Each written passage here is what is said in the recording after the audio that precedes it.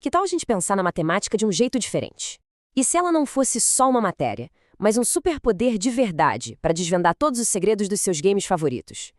Hoje, a gente vai conhecer uma missão que faz exatamente isso.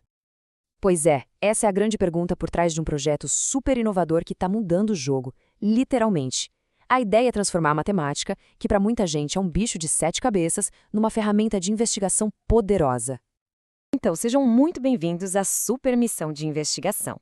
A ideia aqui é genial. Os estudantes deixam de ser só jogadores e viram detetives. E a principal ferramenta deles, a matemática, que vira tipo uma lupa para decifrar todo o universo dos games. O grande desafio dessa missão é virar a chave, sabe? Não é só sobre passar de fase no jogo.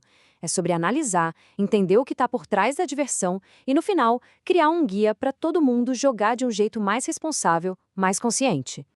Tá, mas para a gente sacar o tamanho dessa ideia, o quão revolucionária ela é, a gente precisa dar um passo atrás e lembrar como a matemática geralmente aparece na escola.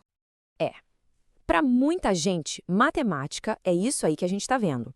Um monte de fórmula, cálculo que parece super abstrato e, vamos ser sinceros, muitas vezes parece que não tem nada a ver com o nosso dia a dia, né? Exato, esse é o ponto. Sem essa conexão com a vida real, aprender vira uma coisa mecânica, de decorar. E é por isso que essa abordagem nova troca as fórmulas abstratas por perguntas que a gente realmente quer saber a resposta.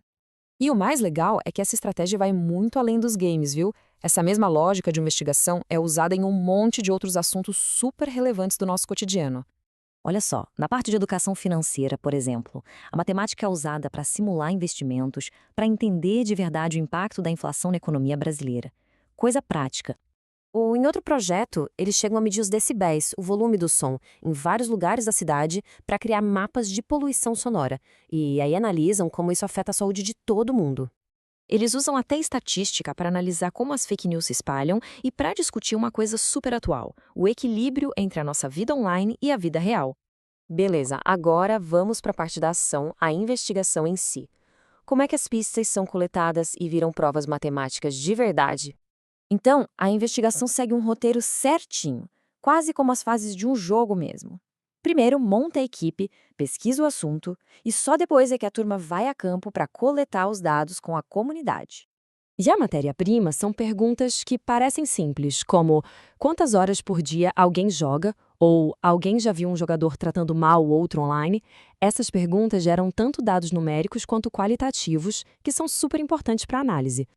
E aí todas essas respostas, ou melhor, todas essas pistas, são organizadas em tabelas de frequência como essa aqui. É o primeiro passo para começar a entender o que toda essa informação quer dizer.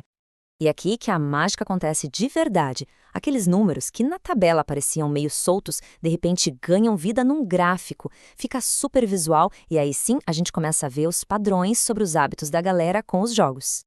A partir desses dados, por exemplo, a gente consegue calcular a média de horas que o pessoal joga. E esse número, um único número, vira uma pista fundamental, uma prova para começar uma discussão super importante sobre o que é um hábito saudável e quando que o jogo pode estar virando um vício. Ok, investigação completa, pistas analisadas, agora a missão entra numa nova fase, a da comunicação. É hora de criar o que eles chamam de superproduto. A ideia é pegar todas as descobertas e transformar em algo que todo mundo possa entender. Pode ser um vídeo, um site, um infográfico. O importante é usar a matemática, os dados, como prova para construir argumentos que realmente convencem. E o grande final é a apresentação desse trabalho para todo mundo, colegas, professores e até para os pais. O objetivo final é esse, usar o conhecimento para conscientizar a comunidade e provocar uma mudança real. Então, qual é o objetivo final de ensinar matemática desta forma? No fundo, o grande objetivo é esse aqui. É sobre mobilizar o raciocínio.